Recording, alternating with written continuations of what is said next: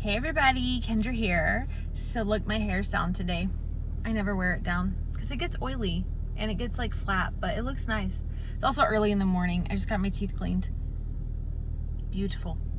Anyway, so I wanted to talk about my first sexual experience and my first boyfriend, and why I am so into, like, this is why I'm so into trauma, nervous system regulation, attachment, and wellness, right?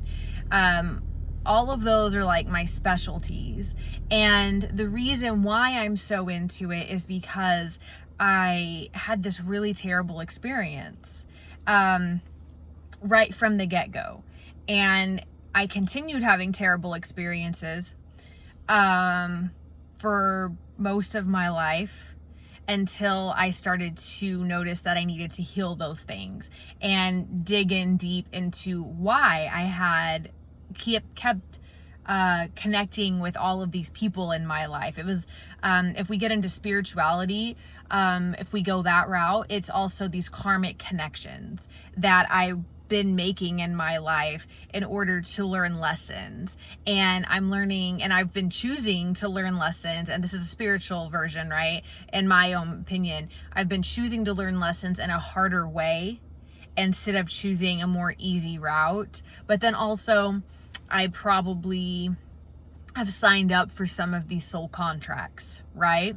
And so if you're not into that type of languaging, what I'm really saying also in a more 3D way, a more I'm on this earth type of way, is that I'm aware that the patterns and cycles of my past, my family, have kept repeating themselves in my life. And I was repeating that as well until I decided to take a look at it and then stop it, right? And so his name, I'm not going to say his name because I don't want to get like a defamation of character, like lawsuit or something. Let's just call him Bob. So Bob smelled good. He was a little older than me, not much. I was like 18, 19, fresh out of high school, going to Odessa College. And the whole world was out there for me. Like, my mom tried to protect us, which she did, but in my opinion, I probably would have fared better had I been able to date, had I been able to kind of navigate these things with the safety of a parent who was safe while doing these things, instead of being thrown into like college not knowing anything about anything, right? Just like, I was educated on sex and STIs and pregnancy, the do's and the don'ts, but it was more, to me, it felt more like fear mongering.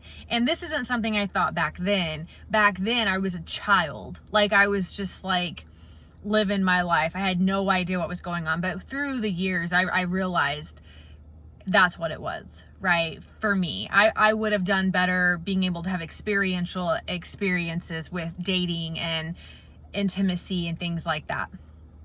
So, and to know what signs to look for, right? The red flags and the green flags. And so, that wasn't modeled. So what was I gonna do, right? So I'm not blaming anyone. I'm not blaming myself. This is all just awareness. So anyway, this girl I worked with at the coffee shop,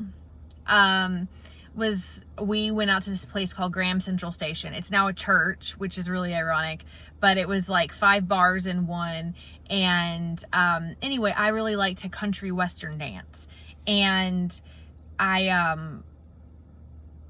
was dancing, and this guy knew this girl I worked with, and I went there with her, and he was a little older, like I said, and I was like, oh, he smells good, which now if I smelled that, that really fake ass cologne gross stuff, I would be like, whoa. But anyway, I was like, oh, and I remember the jacket he had on and his hat, and just like this very, he was cute and okay, And what is so funny is that I had other guys interested in me before him, Okay. And it's not really funny, as it is kind of sad, is I had other people interested in me before him. And these other guys were actually good guys. They were nice. One of them took me on a date, and it was a nice date, and he was a nice person. And then this other guy wanted to date me, but I didn't want to date him, and these people were seemingly nice, right? I don't know anything else about them because I only went out on one date with one person before I met this other guy, right? I didn't ever go on a date with anyone else.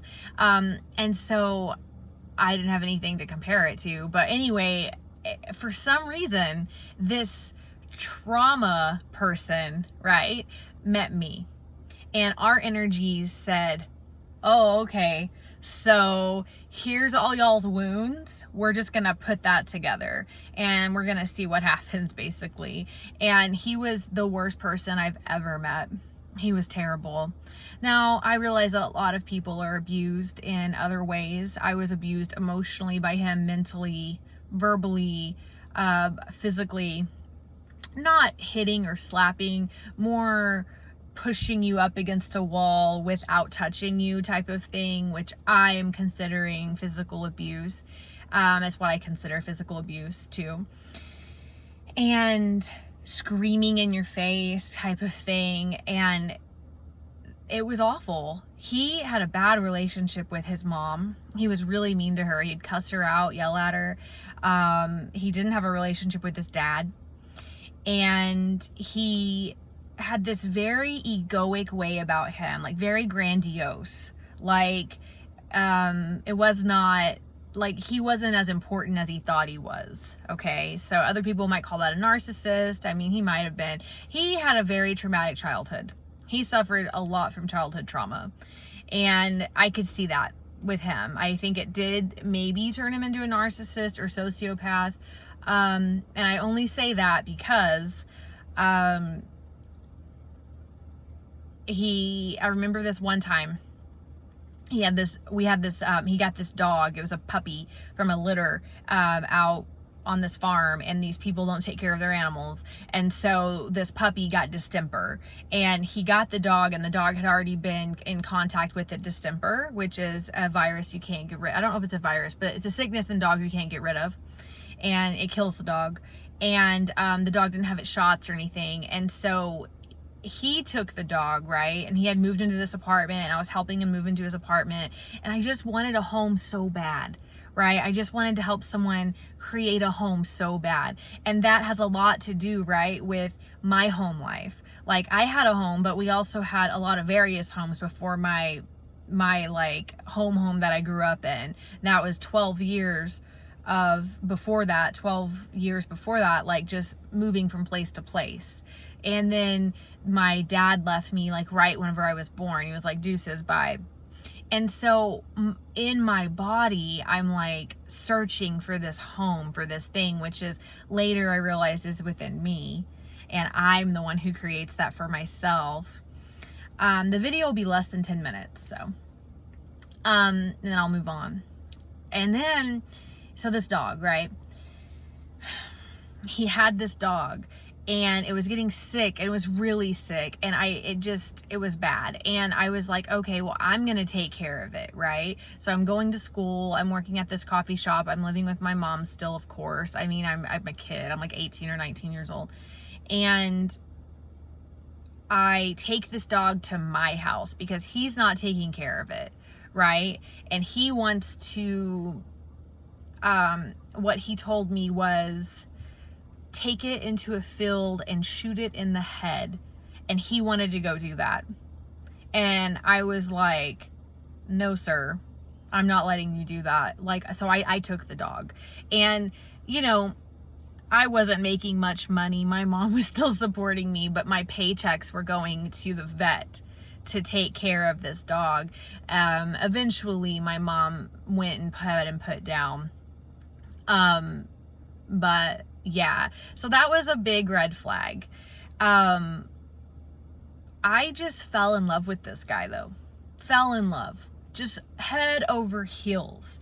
And I hadn't lost my virginity yet. So I was like, oh yeah, I'm gonna definitely have sex with this person. But there was so much shame and guilt over having sex, like in my family, I think my lineage, I think in the world, the collective consciousness as a woman, having sex is just, oh my God, like let's put every, like let's make them feel shame and guilt about everything. Oh, it's 10 minutes. Okay. I'm gonna make another video. So stay tuned for that journey. So first time I had sex.